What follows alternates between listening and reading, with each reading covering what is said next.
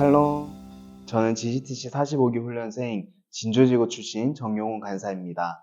지금 제가 현장사회 훈련을 받고 있는 한성대는 학생들을 위한 복지시설이 아주 잘 되어 있는데요. 길을 지나가면 많은 학생들이 그 복지시설을 마음 편히 누리고 있는 모습을 볼 수 있습니다. 그 모습을 볼 때마다 주님이 우리를 위해 준비하신 것들은 이보다 더 좋고 풍성하다는 것을 알려주고 싶어 마음이 더 간절해지는 것 같습니다. 풍삼 독자 여러분도 주님이 주시는 하나님 나라의 복지를 마음껏 누리는 시간이 되길 바랍니다.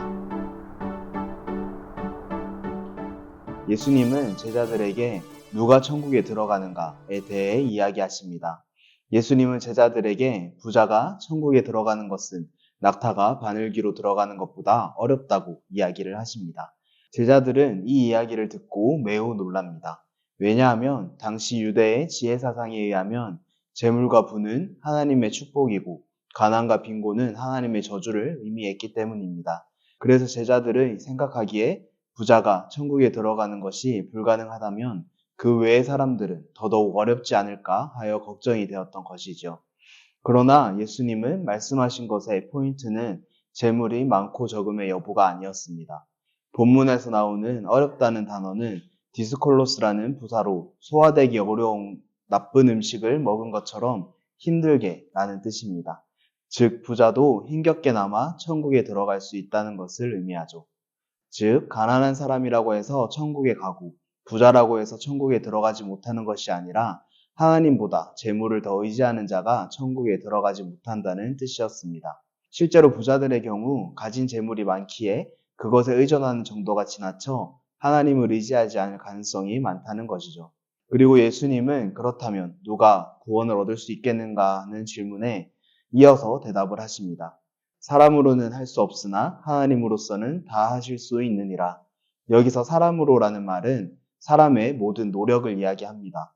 예수님은 도덕적 가치관, 선행, 돈과 같은 사람의 모든 노력으로는 구원을 얻을 수 없고 오직 하나님께서 구원을 주실 수 있다고 이야기하신 것입니다. 예수님은 이렇게 제자들에게 하나님에 대한 새로운 믿음을 갖게 하시고 하나님의 은혜에 대한 소망을 품게 해주셨습니다. 이에 베드로는 조금 걱정이 되기 시작합니다. 예수님, 우리는 모든 것을 버리고 예수님을 따랐는데 그럼 우리는 무엇을 얻을 수 있나요? 이 베드로의 질문은 언뜻 보면 보상을 기대하는 것처럼 보일 수 있습니다. 하지만 여기서 베드로의 말은 사람의 힘으로는 하나님의 나라에 들어갈 수 없다고 하신 예수님의 엄격한 말씀에 불안을 느꼈기 때문에 한 질문입니다. 앞서 모든 걸 가진 부자 청년의 재물과 명예에 비해 자신들이 소유했던 것은 너무 보잘것없어 보였기에 예수님께 자신들이 비록 그런 것들이라도 버리고 예수님을 따른 게 예수님의 말씀에 적합한지를 여쭤보는 것이었죠.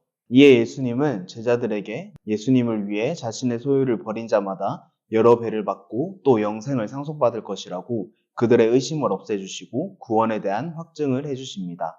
오늘 본문을 묵상하면서 저는 두 가지에 대해 계속해서 생각하게 되는 것 같습니다. 첫째는 제가 하나님 외에 의지하는 것은 무엇인지에 대한 고민입니다. 부자가 자신의 돈을 의지해 하나님을 의지하지 못하는 것처럼 저 역시 하나님보다 먼저 의지하게 되는 것이 있었는데요. 바로 사람이었습니다.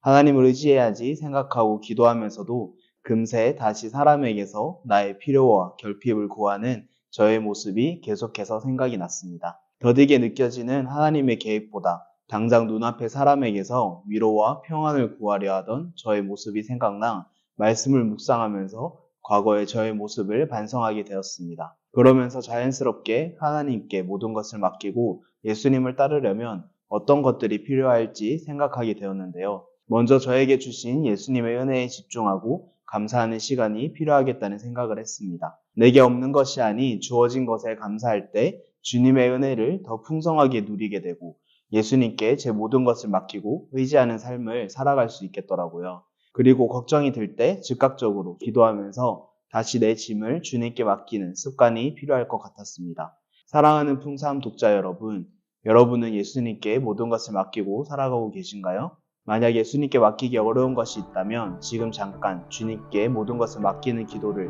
해보시는 것은 어떨까요? 여러분도 예수님의 제자들처럼 자신의 모든 것을 주님께 맡기고 주님을 따르는 그런 삶을 살아가길 소망합니다. 샬롬.